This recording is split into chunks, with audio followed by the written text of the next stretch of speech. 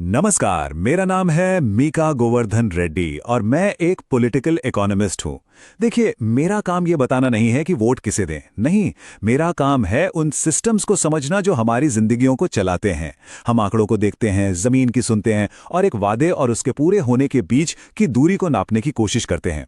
क्योंकि शासन आखिरकार इंजीनियरिंग का ही एक मामला है। आज हम मेघालय की एक कॉन्स्टिट्यूएंसी मॉफलांग पर नजर डालेंगे। ये एक ऐसी जगह है जो हमारी अनुसूचित जनजातियों, खासकर खासी समुदाय के लिए आरक्षित है। और मॉफलांग के भविष्य को समझने के लिए हमें सबसे पहले वहां की मिट्टी, वहां के मौसम और वहां के लोगों की खामोश उम्मीदों को समझना होगा। तो ये एक ग्रामीण इलाका है, खेती किसानी पर निर्भर समाज। यहाँ की हवा में, कहते हैं, पवित्र जंगलों की खुशबू है। लोगों की जिंदगी उनकी नस नस जमीन से जुड़ी हुई है। लेकिन अब ये जो जुड़ाव है, ये थोड़ा तनाव में है। गांव से हमें कहानियां सुनने को मिलती हैं कि कैसे किसान डीजल की बढ़ती कीमतों से परेशान हैं और उनकी मेहनत की कमाई सिर्फ फसल को बाजार तक पहुंचाने में ही खत्म हो जाती है। हमें ये भी सुनने को मिलता है कि बच्चों को स्कूल जाने के लिए 1 घंटे से भी ज्यादा चलना पड़ता है, वो भी कच्ची पगडंडियों पर। अब मोटा लायक सड़क का जो वादा है, वो अक्सर आप जानते हैं, सिर्फ वादा ही रह जाता है। एक ऐसा रास्ता जिस पर चलना तक मुश्किल हो। ये कोई पॉलिटिकल मुद्दा नहीं है, ये लोगों के सम्मान का मुद्दा है। अच्छा, इसका मतलब ये नहीं है कि मॉफलांग के लोग राजनीति से कोई वास्ता नहीं रखते। बिल्कुल नहीं, वो वोट देते हैं। बल्कि यहाँ वोटिंग टर्नआउट लगभग, आप सोचिए, 88% के आसपास रहता है। ये एक बहुत ही जागरूक समाज की निशानी है।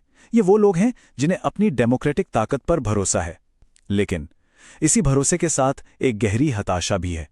दशकों से जो वादे पूरे नहीं हुए, उनसे पैदा हुई एक निराशा।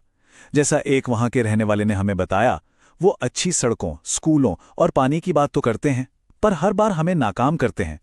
एक दूसरे ने भारी दिल से कहा, हमें फर्क नहीं पड़ता कौन जीतेगा, हमें तो बस अपनी समस्याओं का हल चाहिए। यही है मॉफलांग की असली नब्ज। तो इस एहसास का, इस भावना का 2023 के चुनाव पर क्या असर हुआ? चलिए सीधे आंकड़ों पर आते हैं। यहां के 35,484 रजिस्टर्ड वोटर्स में से 31,000 से ज्यादा लोगों ने वोट डाला। और जो नतीजा आया, वो हैरान करने वाला था, बेहद करीबी। जीतने वाले यूडीपी कैंडिडेट को मिले 6,690 वोट, और जो दूसरे नंबर पर रहे पीडीएफ के कैंडिडेट, उनको मिले 6,586 वोट। फर्क सिर्फ 104 वोटों का, मतलब महज 0.33%। जरा सोचिए इस बारे में। हजारों वोटों का चुनाव और फैसला हुआ बस उतने वोटों से जितनी एक छोटी सी गली की आबादी होती है। इसी को हम कहते हैं फ्रैक्चर्ड मैंडेट या खंडित जनादेश। जीतने वाले को कुल वोटों का सिर्फ 21.4% मिला। कांग्रेस के कैंडिडेट डेनिसन कुर्बा लगभग 18% के साथ तीसरे नंबर पर थे, और वीवीपी और एनएनपी जैसी पार्टियों को भी करीब 15% वोट मिले। तो ये हमें क्या बताता है? ये बताता है कि किसी एक पार्टी या नेता पर मेजॉरिटी का पक्का भरोसा नहीं है। पॉलिटिकल पसंद बटी हुई है। ये दिखाता है कि वोटर एक बेहतर विकल्प खोज रहा है।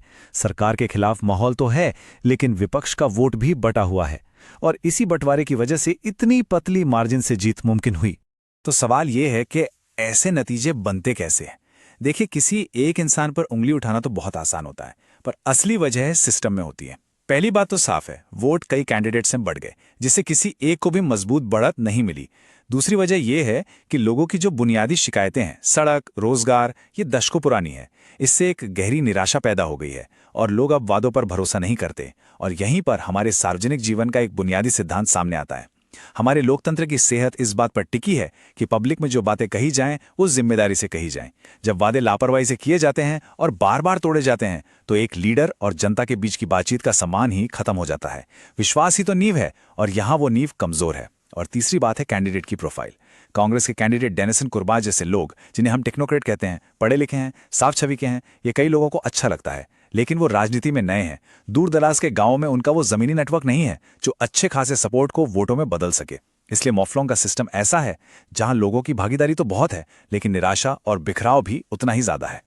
और ये कोई आज की बात नहीं है, लोगों को सब याद रहता है। अगर हम मॉफलांग की इलेक्टोरल हिस्ट्री देखें ना, तो एक पैटर्न बिल्कुल साफ नजर आता है। यहाँ के लोग आसानी से किसी को दूसरा मौका नहीं देते, मैंडेट बदलता रहता है। 2013 में कांग्रेस यहां से 43% वोट लेकर जीती थी, एक क्लियर मैंडेट। 5 साल बाद 2018 में कहानी बिल्कुल पलट गई। एक निर्दलीय उम्मीदवार ने जीत हासिल की और मौजूदा कांग्रेस एमएलए दूसरे नंबर पर आ गए। मार्जिन भी 3% से कम का था। मतलब लोगों ने अपना मन बदल लिया था। फिर 2021 में एक बाई इलेक्शन हुआ जिसमें यूडीपी ने 48.7% के बड़े वोट शेयर के साथ जीत दर्ज की। और फिर आया 2023, यानी बड़े बिखराव का साल। यूडीपी फिर जीती, लेकिन इस बार उसका वोट शेयर गिरकर सिर्फ 21.4% पर आ गया और जीत का फासला, जैसा हम जानते हैं, महज 104 वोटों का था। तो ये चुनावी इतिहास हमें क्या दिखाता है? ये साफ साफ दिखाता है कि यहाँ का वोटर किसी पार्टी के झंडे का वफादार नहीं है, वो अपनी जरूरतों का वफादार है। उसका वोट एक सीधा मैसेज है, डिलीवर करो वरना हम किसी और को ढूंढ लेंगे। सिर्फ एक दशक के अंदर जीतने के लिए जो जरूरी वोट शेयर था वो 43% से गिरकर 21% पर आ गया है। ये एक वोलेटाइल कंस्टिट्यूएंसी यानी एक अस्थिर निर्वाचन क्षेत्र की सबसे पक्की निशानी है, और यही अस्थिरता सबसे बड़ा सिग्नल है। इसका मतलब है कि ये सीट किसी के लिए भी सेफ नहीं है, ये हमेशा दांव पर लगी रहती है। ये सीट सिर्फ और सिर्फ लोगों की है। तो फिर अगर कोई लीडर सच में इस क्षेत्र के लिए काम करना चाहता है तो उसका ब्लूप्रिंट क्या हो? वो इस भरोसे की कमी को कैसे दूर करें? देखिए, ये काम आखिरी मिनट की रैलियों या बड़े बड़े भाषणों से तो नहीं होगा। इसके लिए लोगों से जुड़ने का एक सिस्टमेटिक 4 आयामी तरीका चाहिए।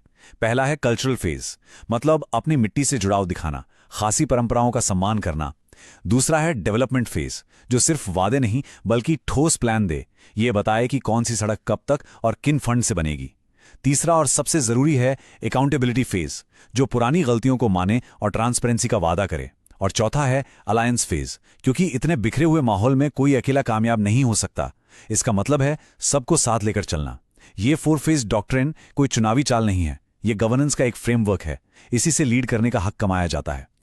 और ये काम शुरू करना होगा चुनाव से बहुत बहुत पहले। इसे आप एक 90 दिन का क्रस्ट बिल्डिंग लैडर समझ सकते हैं। पहला कदम, सुनना। हर गांव में शिकायत जिरगा रखिए, यानी एक ऐसी पारंपरिक सभा जहां लीडर भाषण न दे बल्कि लोगों की अनसुनी जरूरतों को एक एक करके नोट करें। इसके बाद आता है दूसरा कदम, उपस्थिति और नीति। छोटी छोटी परियोजनाएं शुरू करें जो जल्दी पूरी हो सके, जैसे किसी सड़क की मरम्मत या स्ट्रीट लाइट्स, ताकि लोगों को आपका इरादा साफ दिखे। और जब ये हो जाए, सिर्फ तभी तीसरे और आखिरी कदम पर आएं, यानी पहले से किए गए काम की नींव पर अपना मोमेंटम कैंपेन शुरू करें। और ये सिर्फ कोई थ्योरी नहीं है, इसे जमीन पर उतारने के लिए हमारे पास नेशनल फ्रेमवर्क्स पहले से मौजूद हैं, जैसे कि मनरेगा, MGNREGA। सालों तक इसे सिर्फ एक रोजगार स्कीम के तौर पर देखा गया, लेकिन ये लोकल इंफ्रास्ट्रक्चर बनाने का एक बहुत बड़ा जरिया भी है। एक दूरदर्शी नेता इन्हीं फंड्स का इस्तेमाल उन सड़कों को ठीक करने के लिए कर सकता है जिनकी मांग लोग सालों से कर रहे हैं। और हां, जब हम लोगों से जुड़ने की बात करते हैं तो उनकी प्राइवेसी का सम्मान करना भी उतना ही जरूरी है। आज कम्युनिकेशन बहुत डायरेक्ट और पर्सनल हो गया है, लेकिन यह हमेशा सहमति से होना चाहिए। भारत का डेटा प्रोटेक्शन कानून हमें याद दिलाता है कि किसी की भी पर्सनल जानकारी उसकी अपनी होती है। यह सिर्फ नंबर इकट्ठा करना नहीं है, बल्कि एक रिश्ता बनाना है। सम्मान और सहमति, ये एक ही सिक्के के 2 पहलू हैं। मौफलांग के ये आंकड़े ये सिर्फ चार्ट पर बने कुछ नंबर्स नहीं हैं। नहीं, ये उन लोगों की उम्मीदों और उनकी गहरी निराशा की आवाज हैं। और यहाँ एक बहुत सीधी सी चेतावनी है। अगर लोगों की बुनियादी तकलीफों को ईमानदारी से, सिस्टमैटिक तरीके से दूर नहीं किया गया, तो ये अस्थिरता चलती रहेगी। चेहरे बदल जाएंगे, पार्टियों के झंडे बदल जाएंगे, लेकिन लोगों की जिंदगी वैसी ही रहेगी। भरोसे की खाई और गहरी होती जाएगी। लेकिन इसी चुनौती के अंदर एक बहुत बड़ा विजन भी है, एक नई तरह की पब्लिक सर्विस का विजन, जो डेटा पर आधारित हो, लेकिन जिसका दिल लोगों के लिए धड़के। एक ऐसी राजनीति जो अपनी कामयाबी को जीती हुई सीटों से नहीं बल्कि पूरे किए गए वादों से नापे, पक्की सड़कों से, स्कूल जाते बच्चों की सुरक्षा से और अपनी फसल का सही दाम पाते किसानों से। यही गवर्नेंस का असली मतलब है, यही राजनीति से परे एक उद्देश्य है। यदि आप एक जन केंद्रित नेता बनना चाहते हैं और अपने निर्वाचन क्षेत्र का उत्थान करना चाहते हैं, तो blueprintstrategies.ai से mgr@blueprintstrategies.ai पर संपर्क करें या 08042041602 पर कॉल करें। राजनीति से परे उद्देश्य,